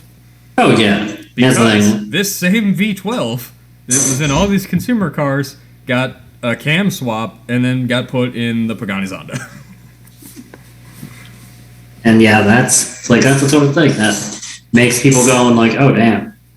Like, if you go and you say, like, yeah, it's this Mercedes, and then you say, like, in a sub-note, like, also utilized in this car, like, that's the sort of thing that people would definitely be like, oh, shit. Because not a lot of people are going to know that Mercedes engine was used in the Zonda. Or they're not even probably going to know it's a Mercedes engine. They're just going to know it's a V12. Yeah. I mean, if they flip it to the back, the index, and they look at part numbers, they're like, oh, okay, it's a Mercedes part numbers. Okay. You don't even need to go to a Mercedes dealer. You can buy these parts on Rock Auto. Like, yeah. I bought them on Rock Auto when I built the car. Because they were cheap. Yeah. So. What do you mean because they were cheap? What about quality? Like, look, do you want to pay $170,000 for a kit car, or do you want to pay like $36,000 for a 200-mile-an-hour track day? Oh yeah, that's that you can drive because you're not worried about it. Yeah.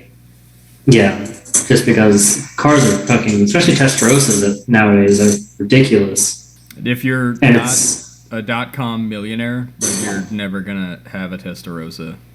Yeah. So. And that's the thing is... Unless you reach like retirement age and you've got a considerable amount of savings and you decide to waste it on that. Like, it's just not worth. Yeah. Because that's the thing, by that... Viper from had a Testarossa. Yes, he did. Got a Testarossa, so his wife made him sell his Viper. Yep. Yeah, that dude had a bunch of other things, too. That dude had a 996.2 Porsche Turbo... Gosh, what else did he have? He had... Oh, shit. I remember you showing me. He had a Murcielago. Yeah, he had a... Too. What was the truck he had?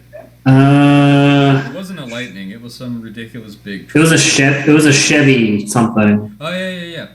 It was like a vintage square body Suburban. Fully restored. That's another ridiculous... And then he had an El Camino. He had some kind of SL fucking Mercedes. He had... C5 Corvette. He had a C5s are like $15,000 now. Oh yeah, he had a 850. I don't know if it was an I, CI, or CSI, but BMW, the V12. Miller to buy a Corvette. Like I keep telling him, I was like, dude, you are like headers, a cold air intake, and rear end gear change away from having a 200-mile-an-hour car for like 10 years. Yeah. He's like, what's his base model? It's not a Z06. Like, it doesn't need to be a Z06. It's an LS motor. You can boost it to the moon. You can stupid power with a cam swap. Like, it doesn't need to be the best one they built. It can be any of them they built. Like, that's the thing. The Z06 is... finally got my S-dip. I think I'm going to buy a motorcycle for my dad. I was like, dude, you're going to die on a motorcycle. It rains every other day in Washington. Why the fuck are you going to buy a motorcycle? Yeah, that's just dumb. Yeah. Like, but... Whatever. I still love that guy. He's my son. He's my son. Yeah, I mean, he's good. It's just, if anything, either buy a Corvette or, like, go and get something while I'm here. He could go do that. Get that R34 or Chaser, whatever he likes while I'm here. Either one of those, it's like a don't meet your heroes thing with like R34, you know? Yeah, just because do all this stuff and it's cool and it was in this movie and they raced them. And like, but when you buy one, it's like driving an Altima. Oh yeah, that's what I said when I drove it. It's a lot of electronics. Yeah. It's a lot of electronics that basically dampen the feel. That was the start. It's what we just talked about. There's no feel. It's no analog. It's all digital. It's the electronics are doing everything. That's what makes this car impressive. And it's great that, it feels great when it has a turbo kick in, but like until that point where the turbos do kick in at a very high RPM and a lot higher speed, it just feels like a 90s Altima. Like it doesn't have it. There's no love to it. So. Which is why I'm going to try that R32, and if that has that same feel, then, or it's not quite up to par of the RX-7, then I'll just stick with the RX-7. It's not going to feel as light and throwable and well balanced as the RX-7, but it is going to be distinctly more physical than the R34. Yeah, and that's feel raw. I mean, there's still electronics, and it's fuel injected and turbocharged, and the stock turbos aren't anything to write home about, but like it, it's gonna feel more raw. Yeah, that's what you want.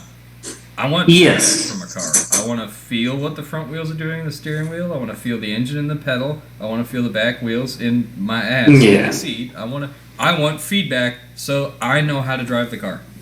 Yeah, that's the thing. That's what our cars are gonna deliver. It's great when a car is super comfortable, but at the end of the day, like I might as well drive a minivan. Yeah. That's all I want. You do drive a minivan? Yes, because I paid $1,000 for it. I mean, you can't beat that shit. That is... It's also really clean and really well taken care of, though. So, like... Yeah. And it goes and transports my scuba gear when I scuba dive. It does that well, yeah. No, is it just front-wheel drive, or is it all-wheel drive? I do not know. You ever look under it? Is there a rear differential? I don't try and look at... I don't do anything with it because I don't have gear or anything. Yeah. It is a brown Japanese minivan. You're not excited by it, I understand. Yeah. I was just thinking you could do some really cool shit with it. Like you could put like... It's a four-wheel drive car. Nice. You could potentially... I mean, it would ruin it to do it, but like you could lift it and put a little bit more aggressive tires on it, and you could like take it camping if there were anywhere to camp in Japan. Oh, there's a lot of places to camp in Okinawa. It's just I'm not trying to meet the Okinawan version of a skinwalker and ghosts, because it probably wouldn't be anything like a skinwalker. I don't think they have that, but yeah, a ghost for sure. Probably a ghost of a dead American soldier from World War II. Or, any of the Okinawans that killed themselves because they were told about what we would do to them, even though it was all slander and false. Gotta love propaganda. Yeah, but you could do other cool stuff with that. Like, you could... I know you won't, because why would you bother? But, like, you could get nice wheels for it. You could tint the windows. You could put a really nice stereo in it. And then when it's time for you to sell it, you could convince some junior sailor or Marine who just got there, like, nah, dude, you're in Japan now. Listen, pimped out van, this is the move. You don't want a sports car. You want one of these. Reliable, fuel efficient, fit 9 bitches in this thing. It bumps. Nobody can see inside. Like you can only fit 5 people in it, just to let you know. Whatever. Yeah. You can fit more, but the Japanese police may not like that. But also they won't see it because you got a legal limo tent. Oh Jesus! But no, I'm not doing anything to it because one, I still need to get new tires for it eventually because like 3 months ago they're like, yeah, your tires are basically bald, and They're I really just small, so they'll probably be yeah, reasonably cheap. I mean, $250 for all four. oh fuck yeah, dude! Yeah, I just don't do it because I'm really lazy and like The tires this. I went for the Camaro were like $300 a tire, Yeah, yeah, and I still gotta buy rims because something at some point happened to my rims, the stock ones that are on that car. They are completely fucked.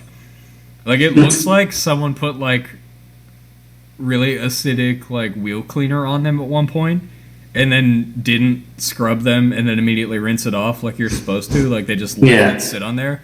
There's like Ooh. it's like an etch into the paint on these aluminum factory Camaro wheels. They are completely fucked.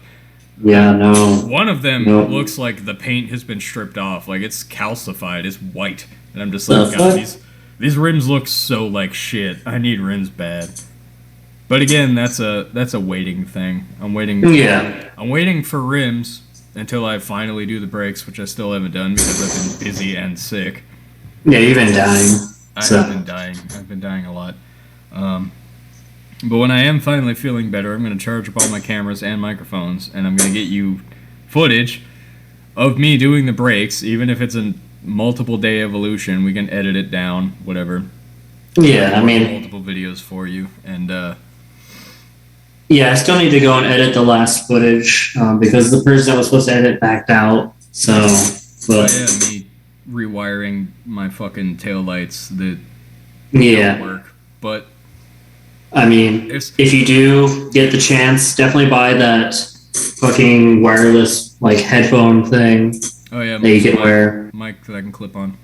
Yeah, just because there are parts that are definitely hard to hear, or when you throw shit, it pops really loud. Yeah, I'm sorry about that. My garage doesn't have good acoustics or good lighting, so what I'm planning on doing is actually like buying some shop lights and setting them up on the unused side of the garage to shine at the side where I record. And then instead of having shitty audio because the door has to be open so I can see what I'm doing, the door will be shut and it'll be lit up and you can hear me better because I'll echo a bit inside. So hopefully that'll be better.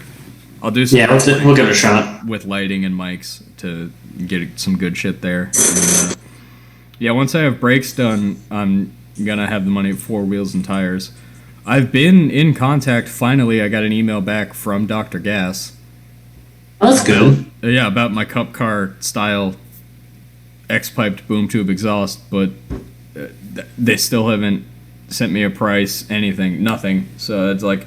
They emailed me and they're like, wow. Oh, yeah, we slowed down a lot due to like COVID and somebody dying, and like, we haven't been doing a lot. And I was like, cool, this is what I want to buy. Go ahead, price me that. And then they never replied to me again, and I'm just like, I'm about to just go on eBay and buy a $400 fucking stainless 3-inch X-piped drag exhaust. Just dumps. They'll dump like right in front of the rear axle. It'll be loud as shit. It'll sound probably the same. It'll be fine for the